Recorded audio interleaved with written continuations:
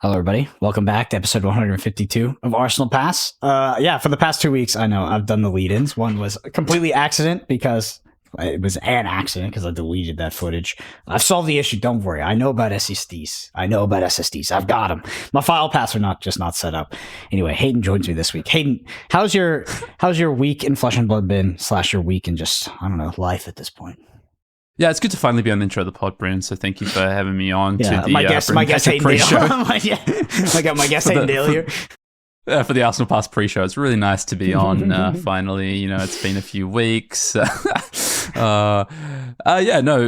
in Flesh and Blood's been good. Obviously, Pro Tour is by the time, right now as of recording, it's like basically leave in 2 weeks, just over 2 weeks. So just trying to really nail down what I'm going to play at the Pro Tour. I think for me, you know, I wanted to like lock on Reina. That was kind of my goal. I think I'm like close to it, but this meta is actually evolving a lot. And I think my understanding of this meta game with so many heroes, and I honestly, not just mine, but I think everyone's sort of understanding is really evolving. So have been spending the last kind of like 5 days just throwing stuff at the wall and seeing if there's something that's maybe a bit of an outlier that could be just a really good percentage pick into what I expect the meta game to be, but honestly not really finding it. So I don't know. I think it's either play the best deck or play something that you think you have a bit of an edge with. Or if you can find that meta spread, which we're going to, main topic of the pod, talking to Peter Buddensiek, right? Talking about a particular hero that might have that good matchup spread.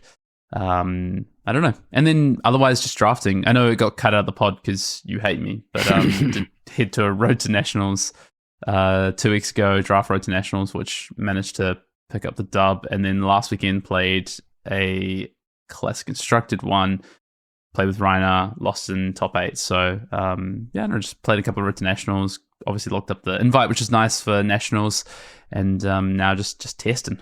How about you? I think we talked to Peter Buddensiek today. Peter plays a little bit of Kano. Surprise. Yeah, I'm probably going to play Kano or KO. That's like the big meme, is that everybody's locked on KA*O. I think that ultimately, due to the context of the metagame, the viability of the deck, and a lot of my friends being like, "This is the time," I'll probably play Kano. Also, just like, I don't know. I have the deck sleeves up; it's all ready to go. Sasha's coming here in person. Whenever me and Sasha get together in person, there is like the Holy Spirit of Kano that like works its way into that to that time. So I don't know. I'm thinking it's going to be Kano. Could also be KO. We have a really solid KO deck. I don't think I'm going to swap to like... I think it's very unlikely I play a Victor or a Dramai or something of that, or a Kasai, something of that nature. I just don't want to be doing that this late in the process. Those decks, they seemed very powerful in testing. They seemed good. But they didn't seem good enough to take me off of KO or good enough to stop me from making a bad decision audibling to Kano. So those are probably off my plate for now. In other news, I think I got the worst haircut of my life today, which is why I look like... I was about to say something, dude. I look like a budget Cillian Murphy, which is, shit. Killian Murphy? Yeah, whatever. I don't know how to say it, but like, you want to check... You guys, audio listeners, I apologize, you're going to miss out, but Hayden, you want to see the back? It's fucked. Yeah, go on then. I've seen the sides. It's not great. It's bad. So basically the story is I went to a really cheap haircut place, and it's incredible how someone could be so bad at cutting hair. They paid you, or? Yeah, they should have at this rate. It was so bad. It was like the worst I've ever gotten. I was like, you know what? Shit, I'm going to fix it myself. So, of course. Oh, no. Oh, yeah. Anyway, I'm going to turn around now. Go easy on me. Oh, no. Oh, it's not even straight. Hey, we can still work on it after the pod, you know? Like... just take the clippers. Just go straight to a number 2. Yeah, I felt like I needed the handicap. I was too handsome, so shit. I'll live with it. Anyway, let's talk about our sponsor. Our sponsor this week is Magnolia Games. They've been sponsoring the pod for a few weeks now. You've heard the spiel before, but I'll hit it again. You know, if you're looking to go to the Pro Tour, you need updates for your classic constructed deck, check them out, magnoliagames.com. Boxes of heavy hitters. Draft is part of the format at the Pro Tour. Hit them up. Could be practicing for Road to Nationals as well, or just cracking a box for fun. Magnolia Games is the place to go for that. And they got gold foils, cold foils. They got a buy list function at every single Flesh and Blood event. Check out their booth. Good friends of the pod. And if you do, go to magnoliagames.com. Use code Arsenal10 to let them know you came from the podcast. Let's get into it, Hayden. You're listening to Arsenal Pass, a flesh and blood podcast for players by players. And all about strategy, leveling up, and the latest news in the world of Wraith. Welcome to Arsenal Pass. Let's get straight into it. Pretty light news this week. Brendan, we covered a lot of things last week. Obviously, the kind of big hangover thing that I just want to kind of mention, I mean, hangover in terms of what I want to talk about in the pod again this week, is just calling in Tokyo. And of course, the world premiere for Part of the Mistveil. Super exciting. If you haven't already checked out that news, go and check it out on fabtcg.com. But we have a bit of a giveaway. Speaking of Battle Hardens, that's why I got a little bit confused there. Battle Harden Kiel is happening this month, is the week before the Pro Tour. If you're out in Germany or you're out in Europe, maybe you're traveling via that way, or you're just going to be going there for the event, or you want to go for the event. Well, we have a ticket to give away, entry to the Battle Hardened. All you have to do is comment on this pod and let us know.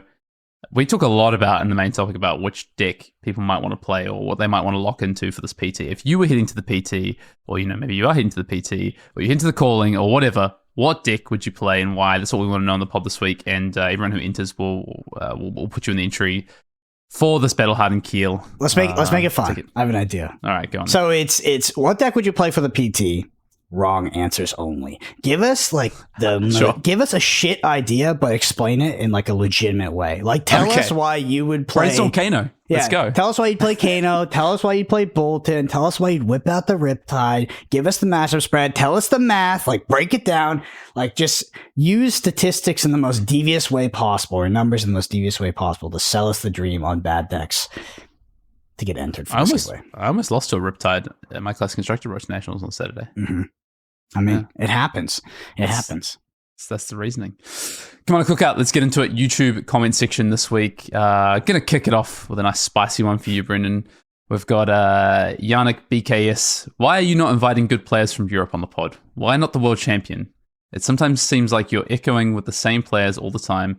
I don't mean it to be disrespectful, but we could maybe benefit from some fresh EU air. To be fair, Brendan, before you answer this question, we have had Tarek on the pod a few times, but we do. There is a particular reason we like to bring Tarek on the pod, and it's to laugh at him. Usually, no, it's Tarek is like, I think, someone who's one of the most articulate people when it comes to explaining concepts in Flesh and Blood, and especially when it comes to the current metagame. And that's why we like to bring Tarek on. But I'll let you handle this question, Brendan, because I think this is maybe a little bit unfair. Why are you not inviting good players from Europe on the pod? You're right. We only have bad ones, like Pablo Pintor. We only take the bad ones. It's just funny, right? I think that people don't appreciate that some of the people that we have on the podcast are, people we know. I mean, we're not like a news media company. Like a lot of these people are our friends, people that we interact with, but also, we do have people from Europe on the pod, and Yuha has his own section. Like, the fuck? It was just such a. I understand the sincerity of this comment, but I also think it's weirdly timed because, I mean, we have a European that has their own content section on the channel at this point. If you haven't checked that out, go and check out Yuha doing limited time only. Yuha's been doing an amazing job, by the way. The kind of level of detail in these, if you want to learn how to draft these heroes and heavy hitters, Yuha's content is like, honestly, it's the best limited content I think that's been produced for Flesh and Blood so far. So go and check it out. Look, obviously we've got Yuha doing limited time only on the pod. We have had the likes of Pablo and a few other Europeans join us on the pod. Look, I think we could do a little bit more. I will say, I think we could have. I agree, Brendan. We've had some Europeans on the pod. I would like to have more. I would love to make that happen. Time zone is definitely something that's a bit more a challenge. But you know what? I'm going to commit that this year we will have some more Europeans on the pod. I've been reaching out to my friends. But Bartosz, where are you at? Come on the pod. Come on, my friend. We're coordinating 3 time zones, all vastly different from one another. I mean, honestly, we try to cover it up. We try to put sprinkles on it. But the real reason is just like all the EU players are bad. No, I'm kidding. As if. I'm kidding. Strongest region, as we know. Yeah. World champions, Pro Tour champions. Wait, has there been Michael Feng was the first US Pro Tour champion? Is that right? Matthew Fox, Pablo Pintor, Michael Feng, yes. There's one we're missing, surely. There's only been 3 Pro Tours. Pro Tour Baltimore, Pro Tour Lille, Pro Tour New York. Wow. Okay, well, let's see who wins LA. Handman215, taking Kano to an RTN this weekend. Will post results on my channel and this post. I mean, there was no comments on this post when I checked yesterday, so either Handman215 had a bad run or they just forgot to let us know. But we'd love to know. Let us know how you went, Handman. The Schnitzler77. How do we view the change to the LL system now? I think they should revert the changes and take away the extra points. This is interesting. I think this is not common discourse, I think, in terms of the changes to the LL system. They happened, they kind of went, I wouldn't say unnoticed, but they kind of, the discourse quietened down very quickly. But we're in this road to national season, and it looks like nothing's going to LL during the season because the strength of some of the new heroes in particular. But, there's some heroes that are close. I don't know. Like, I think the fact that they just printed 5 new class constructed heroes makes me think that the change to the Living Legend system was, as we had thought, was because of new heroes coming in. And I don't know, I'm okay with it, honestly. I think the extra points and the way it's shaking out at the moment kind of makes sense to me. As much as Living Legend makes sense to me. Yeah, I was going to say, how's that weapon Living Legend make sense to you? Well, don't worry about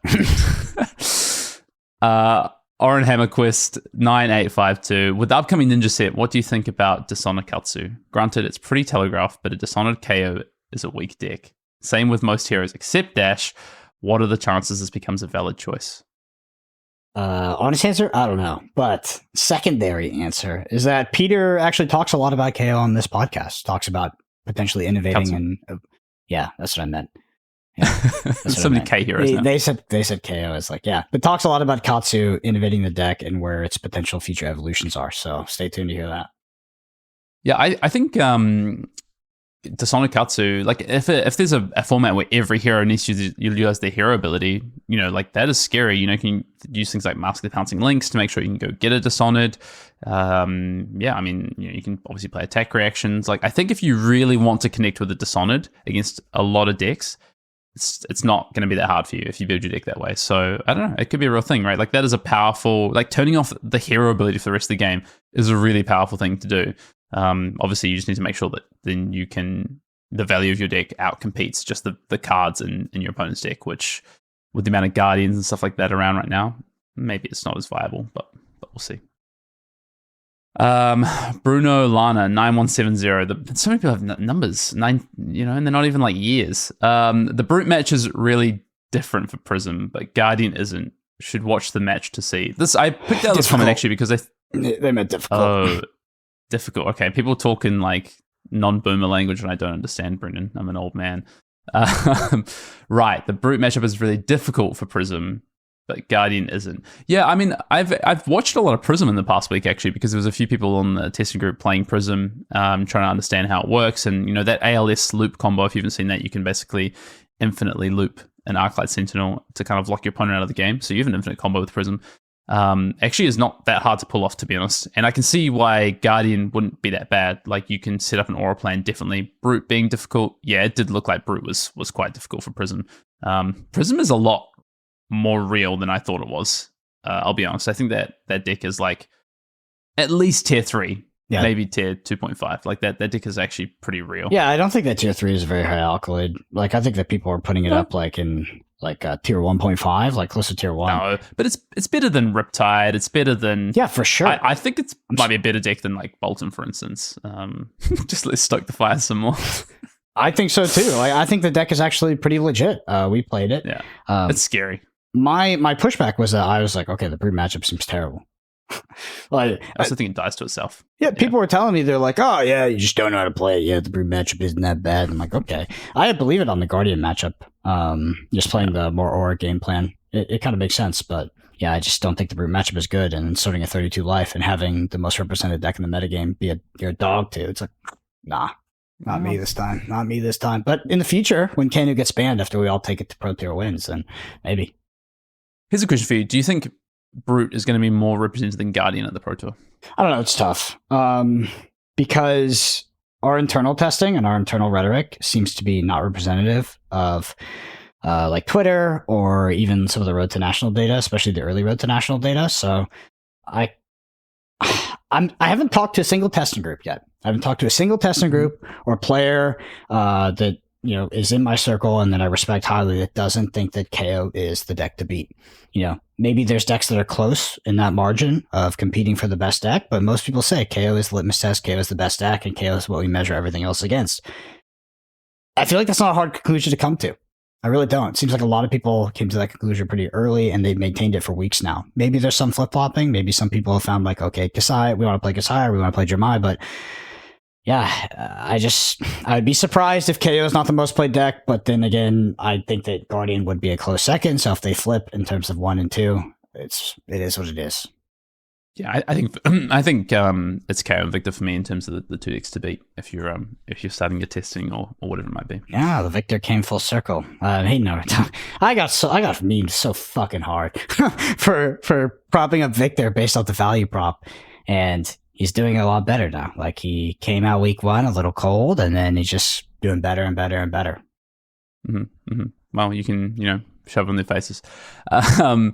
Matt Pollitt 215. Hard drives are cheap, Brendan. Get a 2 terabyte internal SSD. Yeah, I've actually got them. I've got M.2s and stuff, but it was just the file pathing for some, like, where my files where they get placed after OBS. I just haven't switched the file path yet. So I usually, it's never been an issue in like 300 episodes, but yeah, it was an issue last week. 152. No, 300 including other pods. Oh, right. 300 podcast episodes.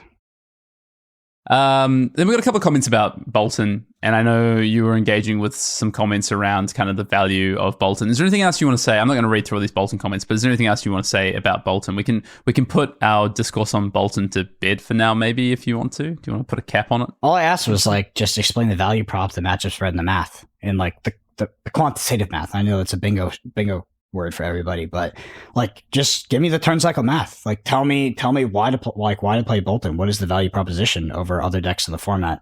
And if the turn cycle math does not exceed 14 consistently, then it's a hard sell against KO, in my opinion, and I don't think it does. So people might think I think that people think we shit on Bolton harder than we do, and maybe we use some aggressive language when talking about Bolton, but I just think that I think Bolton right now is a X% worse deck than some of the tier 1 decks, to where there is pretty much no reason to play at the Pro Tour. That's my opinion. That's my opinion from testing, and maybe I'm under tested on the deck, whatever. But that is my opinion on the deck. Is there is no compelling reason for me to play Bolton right now.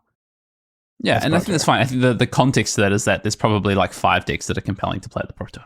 Do you know what I mean? It's not, and I think it's good to have context. I definitely don't think Bolton is in the bottom half of decks in the meta game right now. Well, of all the heroes in Classic Constructed. It's just Bolton players in the bottom half of players. Oh my goodness. I'm joking. Right. Relax out there. Relax. Well, on that note, Brendan, I think it might be time to bring someone in to even out the discourse in this pod. Why don't we bring in a friend? Let's get it. And on to the main topic with Peter Buddensiek. Peter, for the people who may have not heard of you yet, can you give us a little bit of a background on your history in Flesh and Blood, your history of, a player of decks? I know you started out as a ninja player. That's how I met you. You were a ninja 5 player, I think, at the time we met. Well, actually, me and Peter met at the Calling Cincinnati in a Sunday battle hardened, and I was playing my Tall Briar deck for the first time, and I paired into Peter on Dash. We had an incredibly close game at that. But after that, I met you a few more times, being a bit of a Phi truther, and then something happened in between that time and the modern day where you just started hitting that copium, and you are basically the part of the Kano Council. I don't think anybody would refute that. You sit atop the throne. But anyway, I said give us some of your history, and I went and gave you some history, but I'll let you take it. Yeah, 100%. Started playing Flesh and Blood right after, right when most of the US came back from COVID. Late Crucible, 2 weeks before. 2 weeks before I knew Monarch was coming out in a month, I started playing, and really wasn't playing too much back then. I was playing Katsu and Blitz because I didn't know Ira existed until the first armor I ever went to, and then played a little bit. I was a Katsu CC enjoyer for a long time, into playing Chain, and then played a lot of Dash. Played Dash at the first US Nationals, and then turned into playing a lot of Phi, right when Phi came out. Mm-hmm. After PT2, played a lot of Phi, and then won a Battle Hardened on Fi, where I talked to you for a lot of it at Battle Hardened Dallas. One with the Blossom of Spring Fi deck right before Worlds, and then I was playing Kano off and on, mostly in Blitz, and then I won a Battle Hardened Blitz at the Calling Indianapolis like 3 months after Worlds happened.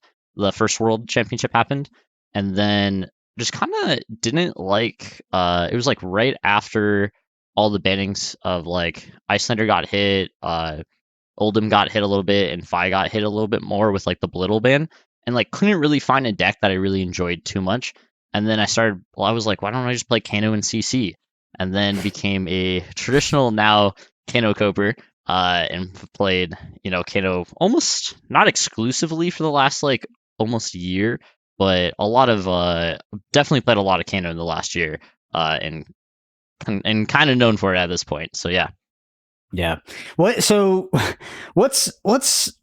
Peter Buddensiek take on Kano in this metagame right now? Because obviously we got the rhetoric from week 1. KO's leading the pack. It's the Kano meta. Do you feel like he's actually very viable in this meta? And what conditions have led to that viability? Yeah, I think Kano's actually like probably a top 5 deck in the meta right now. Like not even Copium a lot of the time, but I think what made Kano is really good is the meta is like slowed down a significant amount, and not even that is just slowed down a significant amount to where you're not having like Fi just kill you on turn 2 randomly, or like all these other explosive decks like Lexi like really putting the pressure on you. But a lot of the decks that have become like part of the big majority of the meta right now, like the Guardians and the Warriors, they just kind of fold to Kano. They just like, even if they play a massive amount of AB or tech cards against you, you like, if they're playing AB1, AB2, they just kind of fold, even if they're playing Oasis. And if they just never put pressure on you, and you just can easily stack them out of the game, basically. I think this is probably the best meta for Kano since like PT1. And and that's like, I don't think a bad take at all right now. I think a lot of people are with that statement. And are you sort of do you have the ideology that people show up to PTLA and they're over tech for Kano? Because like, let's say Kano is a margin of the field, which it usually is, but people come prepared as if it was 20%. For you, is that like no factor in this metagame? You're like, okay, they can bring their Arcane Barrier, they can bring their Oasis Spite, it won't save them.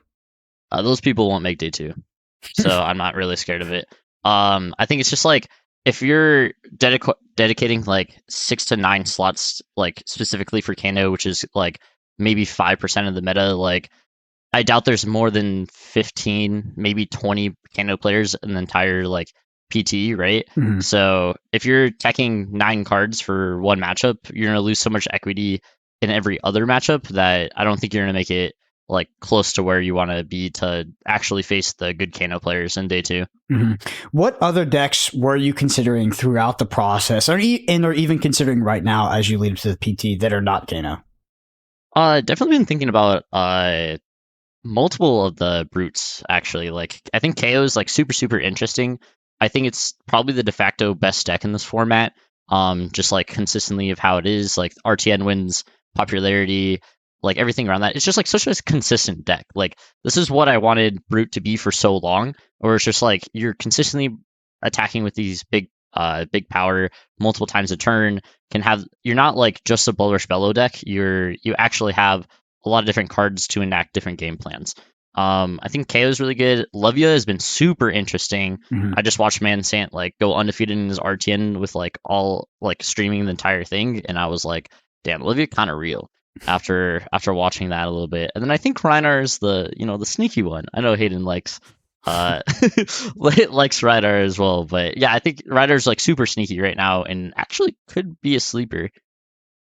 Interesting. I haven't heard Hayden chirp about Reinar in a while. What do you think that?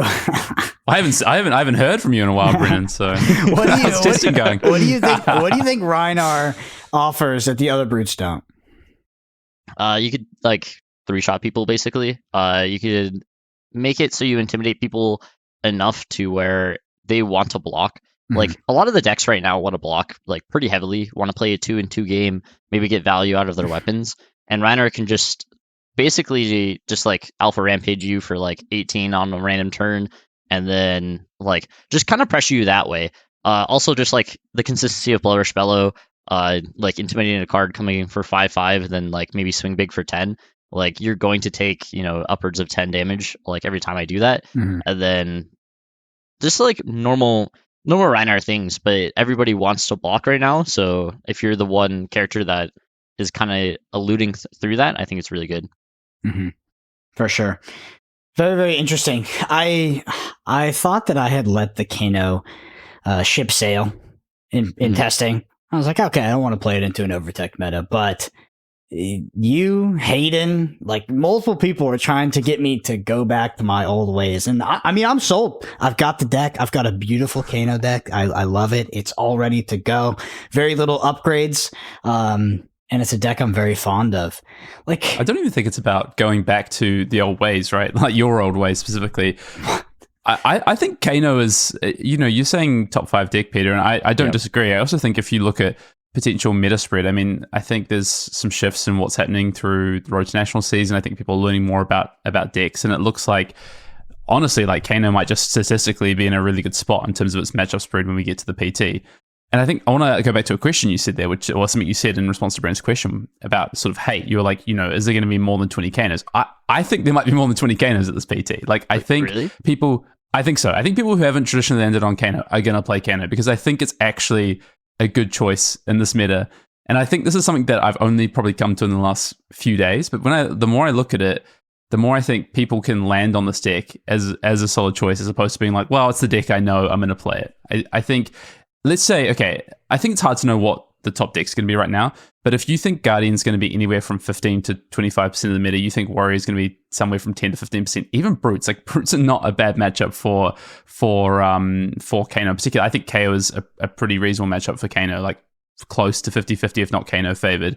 All of a sudden, you're looking at like maybe 60-70% of the meta as like matchups you want to play. Like that's an amazing spot to be in for the PT, even if people are packing their Oasises and taking on the chins in their AB3. Like a lot of those decks can't use AB3, let alone, have space to be able to put cards that randomly get discarded and don't have 6 power. So I don't know. I'm starting to believe that Kano might actually be a force in this PT, regardless of whether I want to play it or not. Yeah.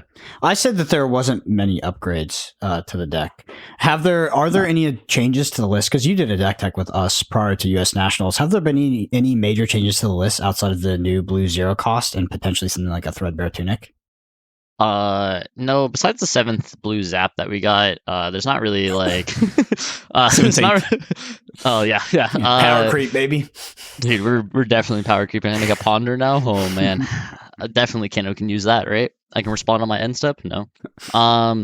But no, besides that, and then like Threadbare Tunic, which randomly became something that I was memeing for a while at the Realm games, to actually being a sideboard card that would be running right now if the PT was today.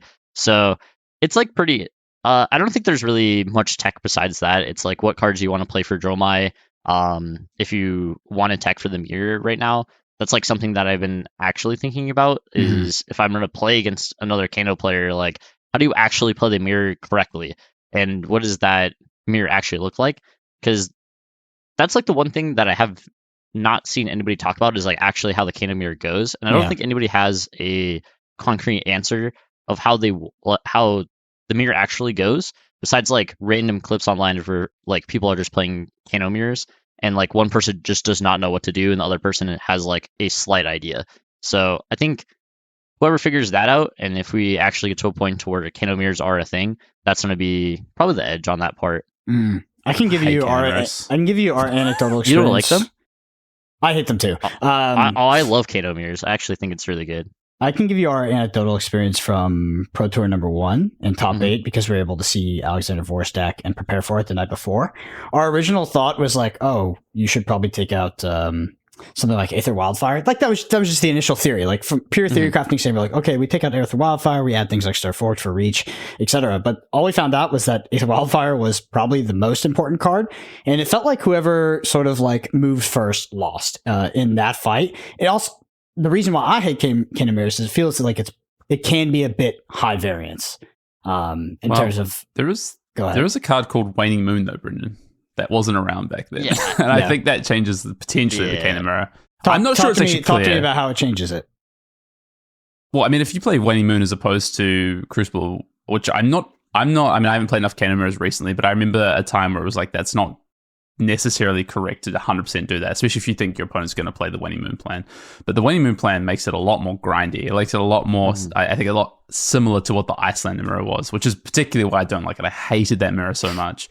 But I think it's, I just didn't think it was fun going, pass my turn with 3 cards in hand. Yeah. But honestly, that's why I think the Waning Moon Kano mirror is kind of to a degree. And if one person's on Waning Moon and really understands the matchup and one person's on Crucible, I think it's really hard to understand whether the Waning Moon player is like ridiculously favored or whether the Crucible player will be able to find a window. And then if both players are on Waning Moon, I don't know. It kind of feels like an Icelander mirror to me. But I haven't played that mirror in like 12 to 18 months. Okay, that makes sense. Yeah, I'm like probably on the other side of that take. From my testing with like Majin, I think like the mirrors like I think I've played like 40, 50 mirrors in the last like couple of weeks. And like my entire idea of the mirror has kind of changed over that time. And I think there is a correct choice of what you should be like the weapon you do and like how it goes. And I've seen a lot of takes currently in like Kano chats that are like the exact opposite of what currently I think. So I'm really excited to see if like our like echo chamber is different than is better than the rest right now. Yeah, you guys are wizard sadists though, so that is true. That is true. My experience of Kano mirrors since PT1 has actually been playing against Peter, but we were playing a sort of degenerate format of Kano mirrors, which was single deck. We were playing single deck Kano mirrors. It wasn't necessarily Kanoker. It was just literally we played off of a singular deck. A single deck. Yeah, because we were just chilling at the U.S. Nationals. Yeah, I mean, we'll see. I'm going to revisit it. It's something I want to land on, but I'm in the same boat as you, Peter, where the KO value prop is very appealing. The thing that's least appealing to me is just that it is very mid-rangey deck, and I do think that out of every deck that could show up to the Pro Tour, it will probably have the largest target on its back. To what extent that is relevant, whether the deck can be targeted in a meaningful way, I'm not sure, but I prefer to not be on those decks if the margin is close enough, right? If the margin is close enough where I could pick a different deck, then I would like to do that. But if it's overwhelming the best deck by a significant margin, then yeah, I'll probably end up on KO. What's been your experience with the Guardians? A lot of people are very high on Guardian in this metagame, both Bravo and I guess Victor. We talked about, Victor was kind of leading the Road to Nationals pack, but people since week 1 of this metagame have been talking about Bravo being better than Victor. What are your thoughts? That's the one I actually don't understand 100%. I know a lot of people talk about like the Bravo versus Victor matchup specifically. I've like traditionally thought it was like Bravo favored, but some people are saying it's like the opposite right now, but I don't really know. I haven't personally tested a lot of Guardian. I just take into account what like trusted Guardian players have been saying right now and when I see them late into like these RTN seasons.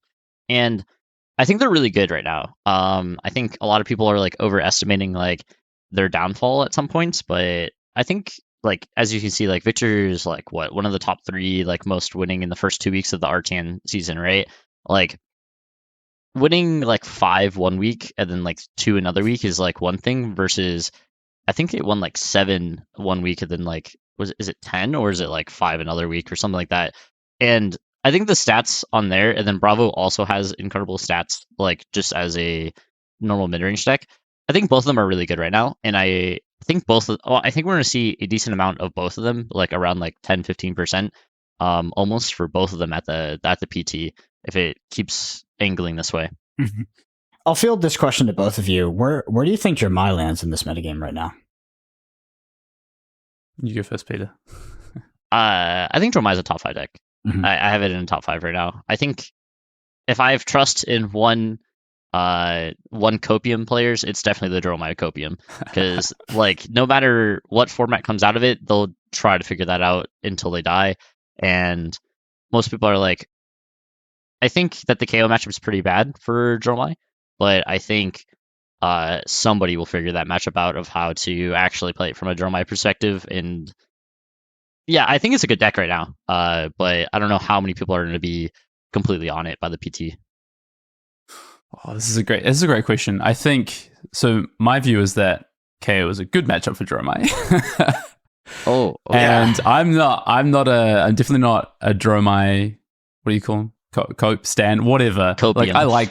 Actually, I don't like Dromai because I hate Tome of the Imperial Flame. I wish that card was never printed. I used to be a main Dromai enjoyer. I used to love me some Dromai, and they went and printed a card that makes that hero boring in my view, but whatever.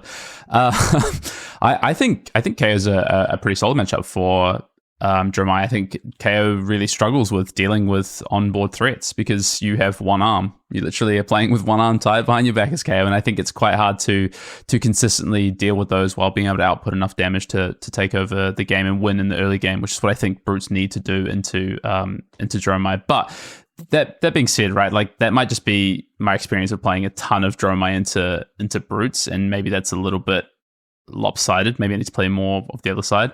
I think the big question for Dromai in terms of how big it's going to show up is the Guardian matchup. I think that is the one that's always been the 90-90 matchup, right? Like people seem to have such polarizing views on the Guardian matchup, and I still don't know what side of that matchup I would rather be on. I think it changes based on what cards people are playing at the time, kind of what's meta for the Guardians to look like, how much Dromais can dedicate to that matchup versus having to worry about other decks in the format. I think with Icelander gone, I think that frees up some spots for Dromai to maybe be a little more concentrated on Guardian if that's the right decision.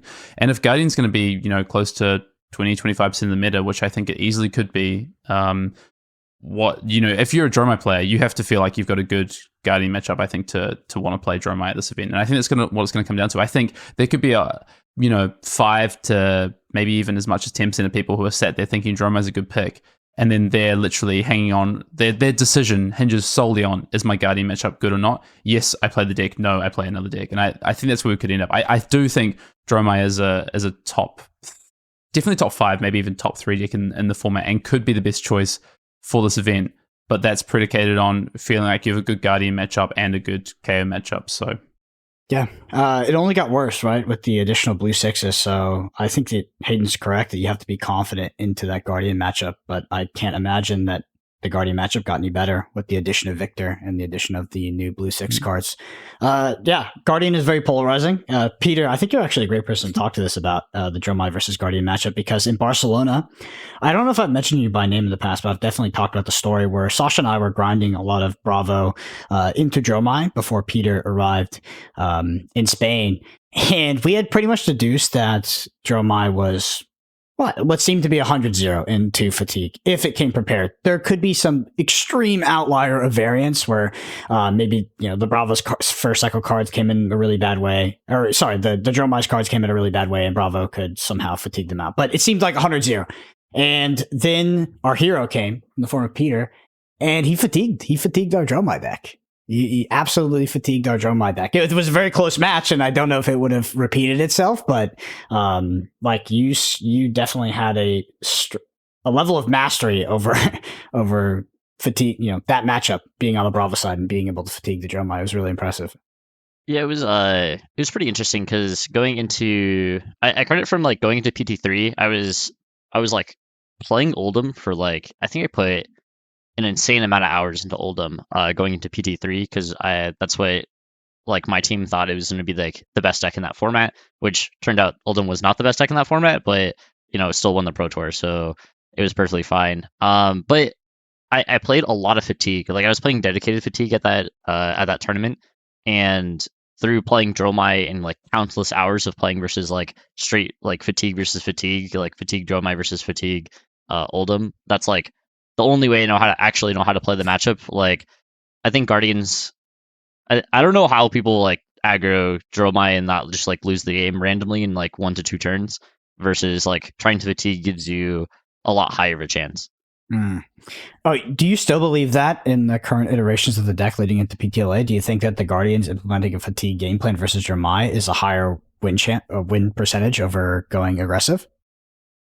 From my testing, I've always thought that the Fatigue route is the better route. Mm-hmm. And in this meta, I've only played maybe 15 games of Bravo versus Dromai because people ask me from our testing to play Dromai into it, and I've fatigued every single time, and I definitely have a better win rate than just trying to aggro them first cycle. Mm-hmm. Yeah, that is very contrarian. Like that is. I love Flesh and Blood. Yeah,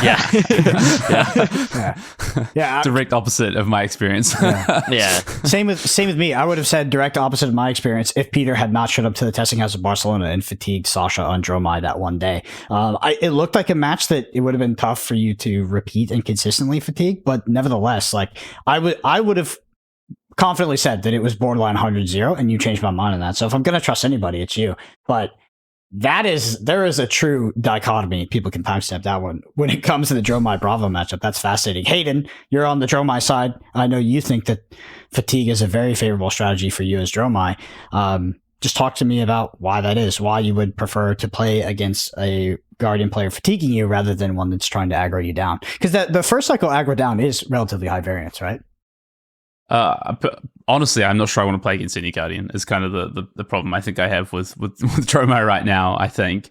But I guess in my experience, I think particularly kind of post Ultim, I would say like pre-Tome. So what are we talking, like post Outsiders, but before Bright Lights? I felt like kind of the default plan was to fatigue. So I would say most Dromais, or I guess at least us for Nationals, we were really set up for that matchup. Like we understood what we wanted to have. We had like Time Snap Potion, we had the Mage Master Boots plan, like we had extra like fatigue plans, I guess, like ghostly fatigue plans, triple remembrance, whatever it was. Yep. And actually what was scariest to me was when people just CNC pummeled you, because the value on CNC pummeling against Dromai is so high, it's disgusting. And I think majority of fatigue players either weren't playing their pummels or they were blocking with them and getting 2 value out of them, which is, much more exciting to me. So I honestly think it's just kind of been a moment in time and dependent on both what the Dromais think that the Guardians are going to do and then what the Guardians actually do. I guess the Guardians kind of have the upper hand because Dromai has to play the game that the Guardians decide to play, not the other way around. And I think that's what is as tough as Dromai, and almost any meta that Dromai's been in, is that you kind of have to adapt to what your opponent's doing. Actually, I want to ask Peter about that in terms of Kano soon, because I think Kano's similar. Like, you have to play the way that your opponent wants to play, not the other way around. And I think that's kind of been what's been tough about the Dromai Guardian matchup. But yeah, I think my experience has been, especially when Dromais have set up for that fatigue is pretty good for you.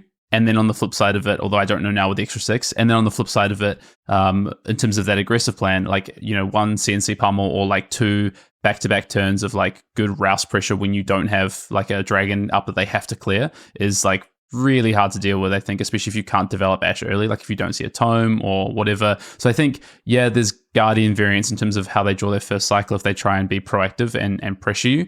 But there's also Dromai, how your first cycle lines up as well can be just the same thing. If you don't line up dragons that they need to kill, or that are must kills on the board, for instance, I think that's tougher. So I don't know. It's Flesh and Blood, right? Like, everyone's got different opinions, everyone's got different experiences because people play differently, people present different decks. So. Yeah, and then the Wolfpack shows up with Bravo to the World Championship. Before we dive into the intricacies, dive more into the intricacies of Kano, is there any other decks that you want to talk about or mention, Peter, that are either dark horses or particularly high on your list that you think might not be high on other people's lists? A deck that's actually like super high on my list is Katsu. I think that's like a lot of the decks I've seen from Katsu, I think they're like completely like building the deck like fundamentally wrong. But I think that deck has like the most high potential out of any deck if it could be solved in time. I don't think for this specific PT there might be like one group of players that might be close to solving that deck, but I think like we'll see Katsu in like a month and be like, yo, this was actually the diamond in the rough, if anything. Okay, talk to me a little. So you don't have to, like you said, it isn't solved yet, but talk to me a little bit about the ideological direction of where you would take that deck versus sort of like the common accepted Katsu build right now. Like, what are some of the ideas that are sort of you're tossing around for like what is a better version of Katsu? Yeah, I think a lot of people right now are like playing dedicated like Mask of the Pouncing Links. And they're playing in like most matchup besides like Momentum versus like Dromai. I think that's like probably the opposite of what I would take the deck currently. I think you can basically have a like setup combo like game plan with like the new Ancestral card with playing like Flick Flax and like just trying to set up more than like you could almost second cycle like your combo with like Katsu right now is like what I've been like theorizing. What in terms, sorry, you just reminded me because of Ninja Turtle. Do you think that there's any viability to dedicated fatigue decks outside of Guardian? Guardian's more of a game plan, but dedicated fatigue decks outside of Guardian that are willing to give up, massive equity in some other matchups. Take a 0%er on some expected metagame matchups in order to try to fatigue decks like KO. I think what things that come to mind are like Tree Frog Dash, Tech Levasin, things like that. Maybe even Ninja Turtle. Do you think there's any viability to those decks leading up to the PT? I think there's a little bit, right? Like, I don't know how, like, Kasai is pretty good right now. Mm-hmm. I don't know how, like, that matchup specifically goes, because if I'm playing a more fatigue strategy and I'm playing against, like, mono attack reactions, like, doesn't seem like the best thing for me personally. But I think, yeah, like, Slab Dash or something like that is, like, the only, would be the only other, like, dedicated fatigue deck that I would be thinking of playing currently. If I wanted to go that strategy. I don't think there's like too much of a I don't think that archetype is like necessarily like exponentially good right now. But I definitely could see a couple people like want to play that at the PT, but not a lot of people. Yeah. I think from our testing, we were looking at Tree Frog. I mean, we were looking at all kinds of fatigue decks, but Tree Frog Dash is just like, even if you're willing to take the really bad matchups in some of the more niche metagame that might show up, if you're trying to fatigue Brute, they just kind of inherently have this like item destruction potential in the board, and it's like, that kind of sucks. That kind of sucks. Like, even if you could fatigue them, it's not ideal. So yeah, give me a little bit of a snippet on the current state of Kasai and where you think she lands right now. I think Kasai has a lot of auto losses in like the current meta right now. Like, Dromai is really bad, Kano's like extremely bad. Like, but if you get past those two, I think it actually is a really, really good deck. Like, it's a very good point goblin deck, and has like an incredible amount of like armor, and then that like actually has like recursive armor through like the Valiant Dynamos, right? So I think that deck is like really good. I think Pankaj had a good like deck list and like explanation of like not playing Hot Streak and like other stuff like that in like that deck. And I don't think the Dromai matchup's like unlosable, but it's like quite bad. But I think that deck will probably surprise people that are not ready for it, if your like locals aren't playing it, or if you're not testing it directly, because you're playing almost a fatigue strategy, but you're playing like that mid-range fatigue to where you go second cycle pretty much every single game. And if you can pitch stack into like Blood in Their Hands and like whatever, is it Raisin Army? Yeah, Raisin Army. From the Kasai side. Interesting. Hayden, I want to pass over to you as we expand more into Kano and give you a chance to ask some of these questions you have listed. So many questions. No, I want to go back to something I was alluding to earlier, Peter, which is I was talking about kind of, I guess, agency, and through the lens, I guess, more so of the Dromai matchup and being sort of dictated by how your opponent's going to play. And I really feel that that's kind of how Kano has to operate as well.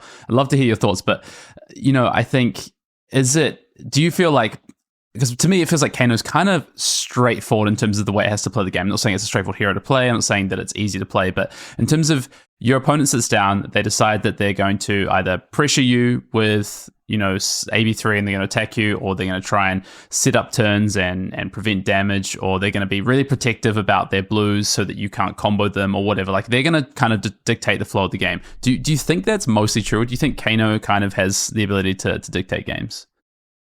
I think most of the time I like through like the first like 3 to 5 turns, I'm like basically trying to read what my opponent is like trying to do in the entire game, right?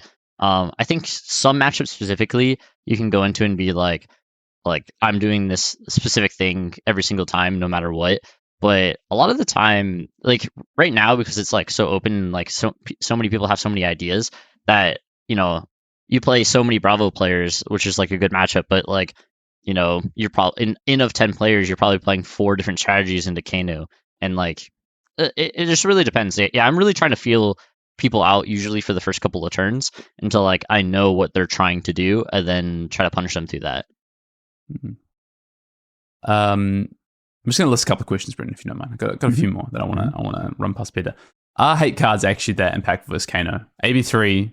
If people don't have good pressure, is that even relevant? Oasis, Take It on the Chin, Spell Void. Like, how relevant is actually the potential of people bringing hate cards? think it's only relevant if you can put a real clock on them. If you can't play like Bravo isn't going to put a relevant clock onto Kano, so him playing like Steadfast or Oasis isn't going to do anything. Same thing with Victor. Like if you're just trying to turtle play like AB3 plus, and you like send one Oasis or like one Steadfast as a card, that Kano is just immediately going to pitch deck you into Oblivion, right? Or they should, right? Like I think unless you have like dedicated pressure, you can't just sit behind these dedicated height cards the entire game.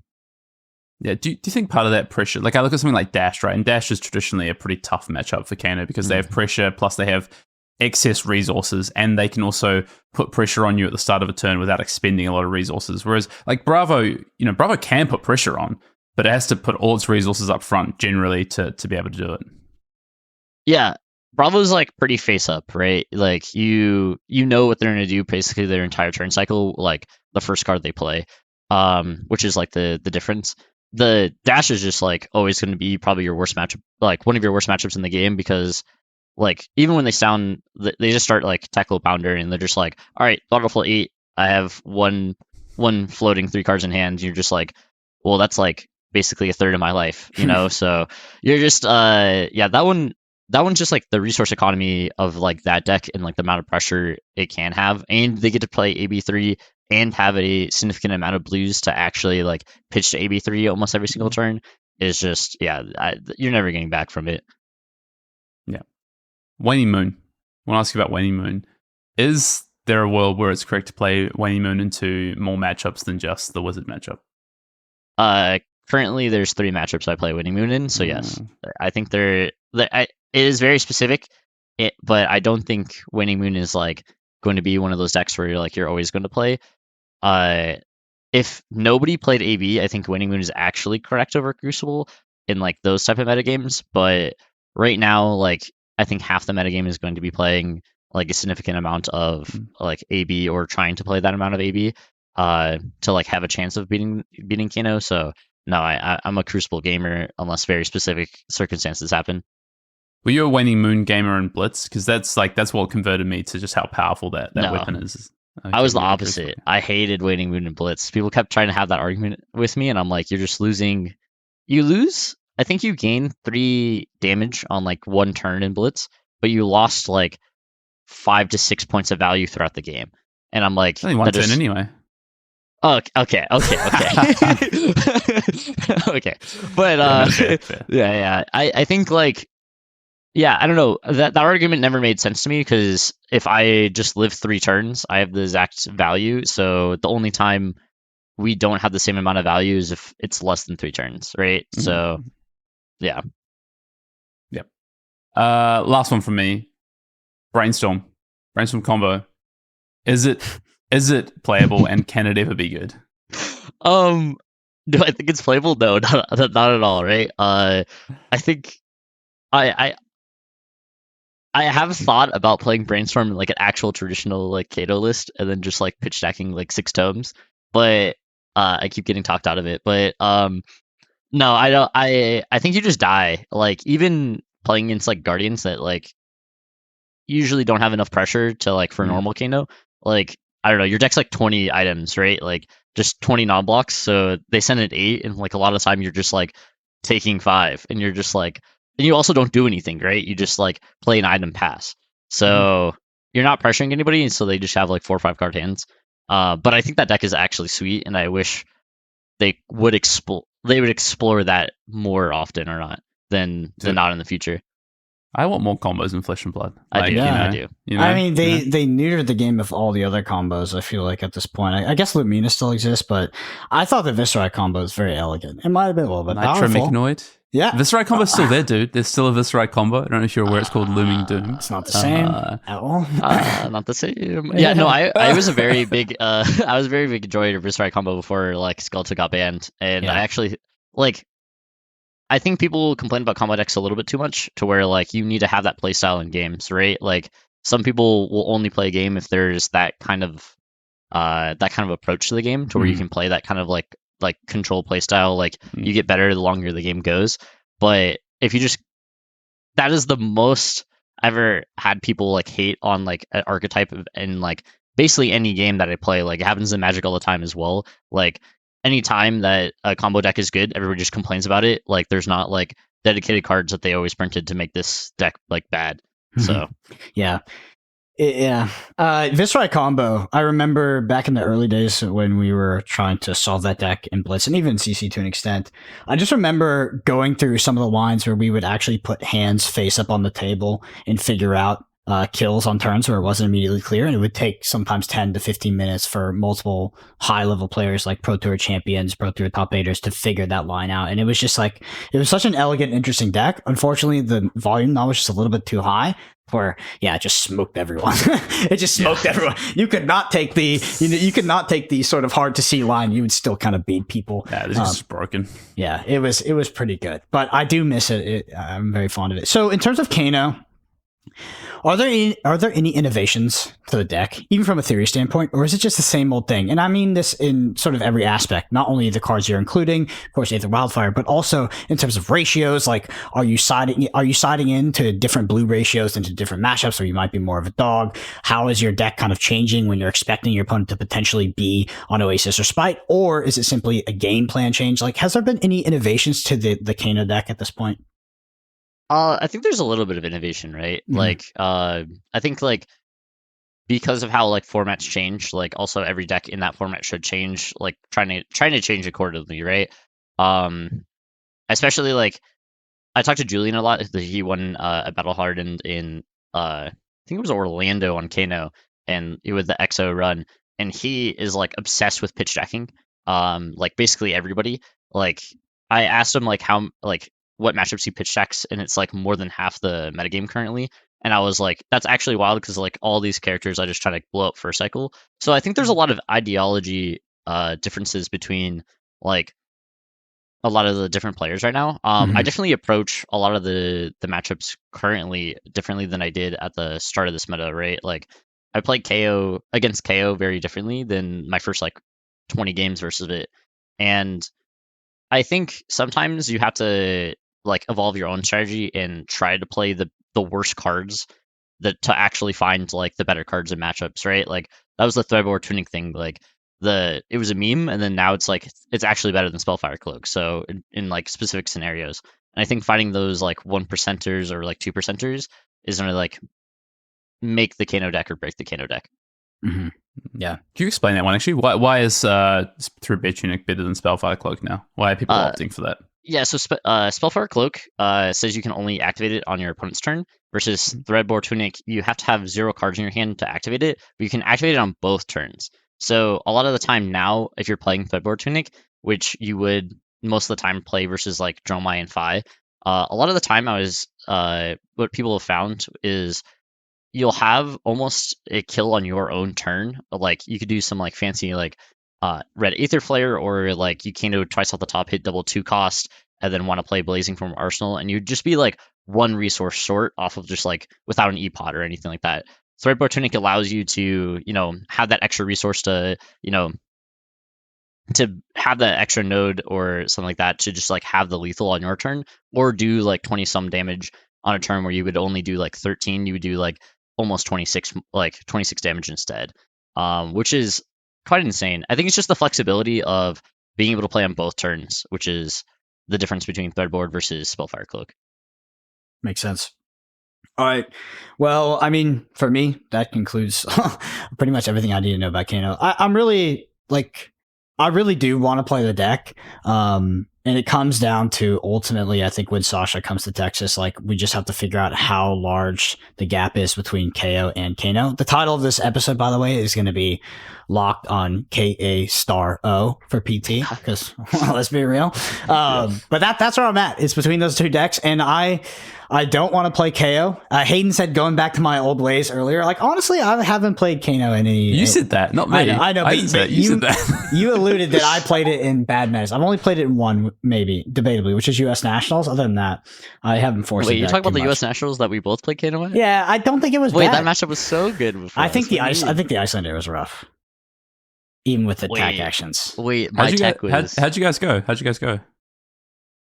We went. I mean, I went 2-1 in CC, and then I went 1-2 in draft when I dropped. I top 16 the calling. Yeah.